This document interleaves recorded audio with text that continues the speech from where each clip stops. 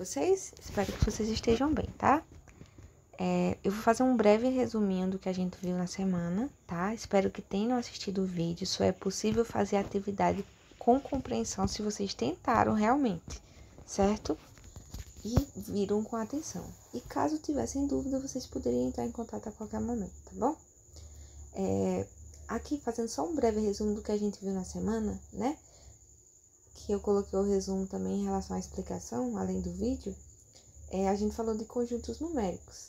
Então, conjuntos numéricos é representado por um diagrama, como a gente já falou, né? Que é um quê? Círculos assim, ó. Então, o primeiro é o conjunto natural, e a gente percebe que o natural está contido nos inteiros. A palavrinha contido, ela foi encontrada na aula de ontem, onde eu coloquei uma atividade para vocês usarem aquele símbolozinho do C. Então, o conjunto do natural ele está contido em Z, porque ele está dentro do conjunto Z, não é isso? Então, em seguida, é o Z, né, que é isso aqui, que seria números inteiros, que são positivos ou negativos, porém ainda se mantém a ideia de ser inteiro. Em seguida, a gente tem um conjunto dos racionais, que são representados pela letra Q. Tia, por que Q? Não tem nada a ver com racional. Porque, pessoal, racional, a definição de racional é todo número que pode ser escrito na forma de fração. E vocês lembram que toda fração também é uma divisão? Lembram? Então, na divisão, o resultado da divisão é chamado de quociente, quociente com a letra Q. Então, isso é para lembrarem, tá bom? Em seguida, a gente tem o conjunto dos irracionais. É um conjuntinho que, se vocês perceberem, ó, não faz parte do racional e não faz parte do natural, não faz parte do inteiro. E maior de todos é o conjunto dos reais, que vai englobar todo o conjunto que a gente estudou aqui, certo? Só revisando um pouco mais sobre o conjunto dos racionais, que é o conjuntinho da letra Q. Eles são todos os números que podem ser escritos na forma de fração, inclusive o número natural e inteiro. Porém, é interessante vocês saberem que existem frações que são quebradas, não é isso? Por exemplo, se eu escrever 2 terços, isso também é um número racional. Isso também é um número racional, certo? Ele é escrito na forma de fração e é um número quebrado.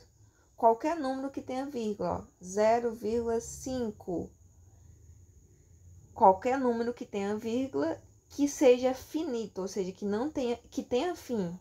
Então, por exemplo, 0,578.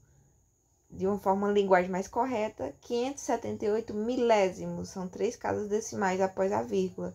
578 milésimos é um número racional? É um número racional, pessoal.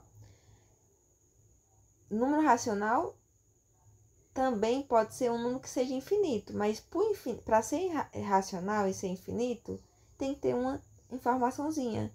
Tem que ser uma dízima periódica. Tio, o que é uma dízima periódica? É um valor que vai ter um período, ou seja, um valor que se repete.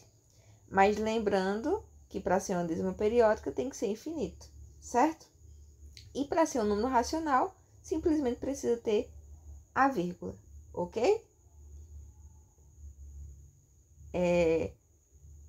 No caso, o próximo conjunto é o irracional. O irracional é representado pela letra I, que é aquele conjuntinho que fica fora, tá?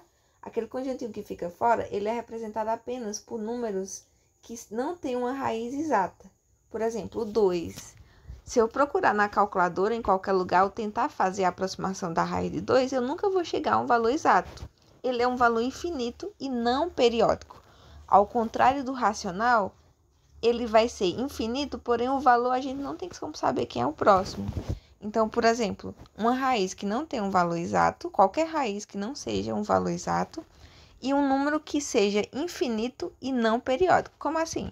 Por exemplo, 3,2579. Aqui é racional ainda, mas a partir do momento que eu coloco aqui 3 pontinhos, ele vai ser irracional, tá certo?